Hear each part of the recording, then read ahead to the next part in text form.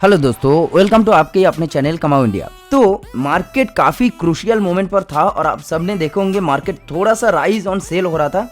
ठीक है, जैसे ही ऊपर गया थोड़ा सा वहाँ से सेल हो रहा था टॉप से। ठीक है, और यही मार्केट मतलब ऊपर जाने ही नहीं दे रहा था। आज के दिन 2 बजे के आसपास ऐसा एक न्यूज़ आया और जिसके लिए पूरा मार्केट इंतज़ार कर रहा था और जो एक्सपेक्टेशन था उससे भी बेटर कुछ न्यूज़ आया, उसके चलते मार्केट वापस शूट कर गया।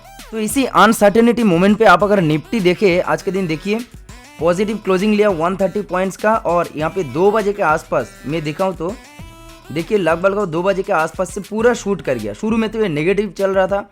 सिमिलर वे में निफ्टी बैंक में भी आप ध्यान रखें तो यहाँ पे देखिए, यहाँ पे भी पॉजिटिविटी लगभग 700। ठीक है, डे लो से अगर कैलकुलेट किया जाए 700 पॉइंट का तेजी। तो क्या था, आप सबने थोड़ा बहुत अंदाजा लगा पा रहे होंगे। जी हाँ, HDFC रिजल्ट का अनाउंस हुआ। ठीक है, और रिजल्ट जो था क्या है मैं दिखाऊंगा, क्या ओवरव्यू है पूरा आज के वीडियो में एनालिसिस करेंगे। और कल के दिन जबरदस्त मार्केट का माहौल चेंज हो सकता है, तो क्या हो सकता है हम लोग थोड़ा सा समझने की कोशिश करेंगे। चलिए देखिए, HDFC का जो चार्ट पैटर्न है देखा जाए तो यहाँ पे 666 में बंद हुआ और आज के दिन 1.5% के आसपास तेजी, और ये तेजी 2 बजे के आसपास ही आया। देख सकते हैं जो निफ्टी बैंक निफ्टी में हम लोग जो सिचुएशन देखा ना, वो एक्चुअली HDFC के कारण ही हुआ है। तो देखिए, और ये होता क्यों है, बैंक निफ्टी में ध्यान दे तो इनका जो वेटेज है ना 28% के आसपास सिर्फ HDFC का ही वेटेज है बैंक निफ्टी में। सिमिलर वे में निफ्टी में भी देखा जाए यहाँ पे 12-13% के आसपास HDFC बैंक का ही जो है वेटेज है। तो किसी इंडेक्स में किसी एक स्टॉक का अगर इतना बड़ा वेटेज हो और उसमें ही कोई न्यूज़ आए स्पेसिफिक, डेफिनेटली उसका इंपैक्ट तो देखने को मिलेगा, जो मिला आज के दिन। और HDFC रिजल्ट किस तरह का हुआ Q3 का, उसके बेसिस पे कल के दिन आज तो रिएक्शन देखने को मिला ही मिला, लेकिन कल के दिन मार्केट का माहौल थोड़ा घूम सकता है और बुलिश का एंट्री हो सकता है मेरे हिसाब से। और अगर मार्केट निफ्टी खास करके अगर 23,300 के ऊपर अगर टिका ना, तो डेफिनेटली एक शॉर्ट कवरिंग देखने को मिल सकता है जो कि 23,800 के आसपास ले जा सकता है। ठीक है, वो बात की बात है, इवेंचुअली जाएगा, एक दिन में तो नहीं जाएगा, शायद इसी वीक में जाएगा। तो वही देखने वाली बात है, हम लोग थोड़ा सा समझने की कोशिश करेंगे क्या पॉजिटिविटी आया HDFC में कि इतना ज़्यादा मार्केट का माहौल बदल गया। चलिए मैं दिखाता हूँ कुछ चीज़ें फॉर्मेलिटीज़ के तौर पे मैं बताना चाहूँगा। यहाँ पे देखिए, सबको पता है कि मार्केट का रैंकिंग सबसे नंबर 1 पे रैंक कर रही है और 12,70,000-75,000 करोड़ के आसपास मार्केट कैप HDFC का। तो जायंट है मार्केट, जायंट, कोई गुंजाइश नहीं है। आपका इंडिविजुअल कोई कंपनी रिलायंस के बाद कोई हो, रिलायंस TCS के बाद, तो वो HDFC है जो कि इंडिया का सबसे बड़ा बैंक है। ठीक है, कंपनी है। यहाँ पे देखिए 52 लो था 1360 के आसपास और 52 हाई था 1880 और 52 हाई से काफ़ी अच्छा खासा करेक्शन पे बैठे हुए हैं। तो मार्केट में अगर पॉजिटिविटी है in terms of Q3 results, जो HDFC बैंक का अगर रिजल्ट थोड़ा पॉजिटिव है ना, तो माहौल बदल सकता है, क्योंकि स्टॉक में अच्छा खासा करेक्शन है। तो यहाँ पे बाइंग तो जरूर आएगा पॉजिटिविटी अगर हो तो। ठीक है, कुछ यहाँ पे ग्लिम्स में दिखाना चाहूँगा न्यूज़ का। देखिए HDFC bank Q3 result profit after tax rise is 2% year on year basis पे। वो भी तो क्या तीर मार लिया ऐसे HDFC बैंक। जी हाँ, मैं बताता हूँ, ईयर ऑन ईयर बेसिस पे 2% ही ग्रोथ है ईयर ऑन ईयर बेसिस पे प्रॉफिट आफ्टर टैक्स। तो ये कोई बड़ी बात तो डेफिनेटली नहीं है, लेकिन मार्केट एक्सपेक्टेशन जो होता है ना, मतलब मान लीजिए, जैसे मैं हमेशा एग्जाम्पल देता हूँ, मान लीजिए विराट कोहली कोई एक्सपेक्ट किया था कि 70-80 बनाएगा और वो सेंचुरी मार दिया, डेफिनेटली वो तो एक्सपेक्टेशन बीट कर दिया ना। तो ऐसा ही हुआ, मार्केट की तरफ से एस्टिमेशन था कि ये जो 16,740 करोड़ का हुआ ना, ये 16,500 करोड़ के आसपास प्रॉफिट आफ्टर टैक्स हो सकता है, ऐसा एस्टिमेट किया गया था, जो कि 2% से भी कम था एक्सपेक्टेशन, और वो एक्सपेक्टेशन बीट कर दिया। देखिए उसके चलते रिएक्शन देखने को मिला पॉजिटिव।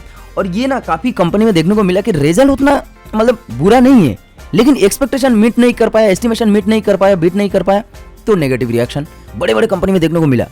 चाहे वो आपका इन्फोसिस हो, चाहे वो ACL टेक्नोलॉजीज हो, परसिस्टेंट सिस्टम आज के दिन 6% के आसपास गिरावट था, ये ओवरऑल रियलिटी हो, ये सारे बड़े बड़े कंपनी में ना रिजल्ट खराब नहीं था, प्रॉफिट किया है company year on year, quarter on quarter basis. लेकिन जो एक्सपेक्ट डिक्सन टेक्नोलॉजी सबसे बड़ा आपका जो ये एस्टिमेशन बीट नहीं कर पाया, डिक्सन टेक्नोलॉजी में देखिए 10-12% का नेगेटिविटी। तो यही होता है, HDFC में एक्सपेक्टेशन बीट कर दिया। और ऊपर से देखिए NII नेट इंटरेस्ट जो इनकम है उसका एडवांटेज 8% का, ये पॉजिटिविटी, ये थोड़ा पॉजिटिव डेफिनेटली है किसी भी कंपनी के लिए। ऊपर से HDFC का जो एक चीज मैं बताना चाहूंगा, asset quality in the sense क्या, जो NPS होता है ना, नॉन परफॉर्मिंग एसेट, वो देखिए डिटोरिएशन हुआ, मतलब कम हुआ। ये सबसे अच्छा मतलब पॉजिटिव सिनेरियो है कि आपका प्रॉफिट तो ग्रो हुआ है, ऊपर से एसेट क्वालिटी इंप्रूव हुआ है, ये काफी पॉजिटिविटी होता है। अगर नॉन परफॉर्मिंग एसेट NPS वगैरह कम होता है ना, वो डेफिनेटली। तो चलिए थोड़ा सा डिटेल्स Q3 का रिजल्ट एनालिसिस करते हैं किस तरह का हुआ है नहीं है इन टर्म्स ऑफ नंबर्स, तो उसके बाद समझने की कोशिश करेंगे कल के दिन क्या रिएक्शन रह सकता है। ये है दोस्तों आपके सामने Q3 का रिजल्ट। देखिए सीक्वेंस वही है, पिछला ईयर का Q3, इस ईयर का Q3 लास्ट क्वार्टर, और रुपीज इन करोड़ से सारे वैल्यू, तो समझने में आसानी हो जाएगा। टोटल इनकम यानी रेवेन्यू देखेंगे तो देखिए यहाँ पे, देखिए पिछले ईयर की Q3 में 1,15,000 करोड़ था, वो इस बार घट के 1,12,000 करोड़ हो गया। पिछले क्वार्टर में मतलब लास्ट क्वार्टर में 1,21,000 करोड़ था, जो कि घट के हुआ 1,12,000। तो रेवेन्यू देखा जाए ईयर ऑन क्वार्टर नेगेटिव ही हुआ है ठीक है, रेवेन्यू कर ही नहीं पाई कंपनी। अभी एक्सपेंसेस में दिखाना चाहूँगा टोटल एक्सपेंडिचर किस तरह का हुआ है कंपनी का। एक्सपेंडिचर देखिए 89,000 करोड़ था, 84,000 करोड़, 94,084, तो रेवेन्यू कम हुआ, एक्सपेंसेस भी काफ़ी हद तक कम ही हुआ है। ठीक है, अभी net profit for the period हम लोग देखेंगे, सारे टैक्सेशन मतलब सारे टैक्स हटा के net profit for the period में देखा जाए 17,257 करोड़ था, 17,656 करोड़, 17,825 का 17,656, तो ईयर ऑन ईयर बेसिस पे 2-3% का तेजी तो डेफिनेटली देखने को मिल रहा है। डाइल्यूटेड ईपीएस भी वही कह रहा है, देखिए 22.65 23 हो गया ग्रोथ है, और यहाँ पे 23.29 का 23 हो गया।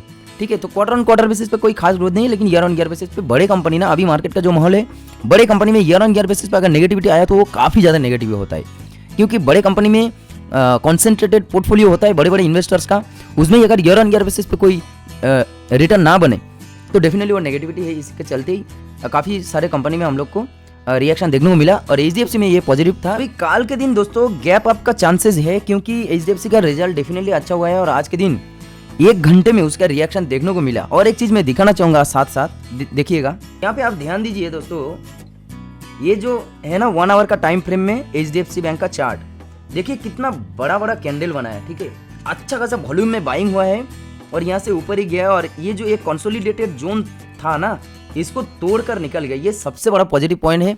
और डेफिनेटली ये शॉर्ट टर्म में अच्छा खासा डेफिनेटली एक मूव दे सकता है, और जिसका इम्पैक्ट पूरा ओवरऑल इंडेक्स में देखने को मिलेगा, क्योंकि मैंने दिखाया आपको एचडीएफसी बैंक का सबसे ज़्यादा पकड़, सबसे ज़्यादा weightage bank Nifty as well as Nifty में है।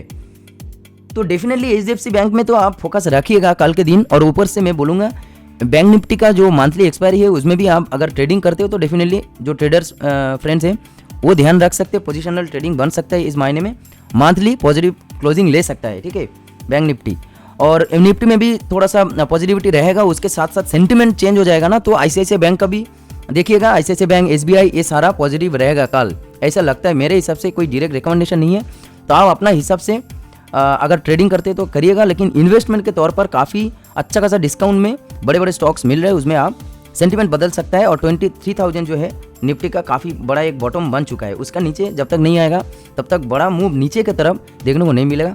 यही था दोस्तों, वीडियो इन्फॉर्मेटिव लगा हो डेफिनेटली आप एक लाइक करके जाना, और चैनल को सब्सक्राइब करना ना भूलना। Thank you very much.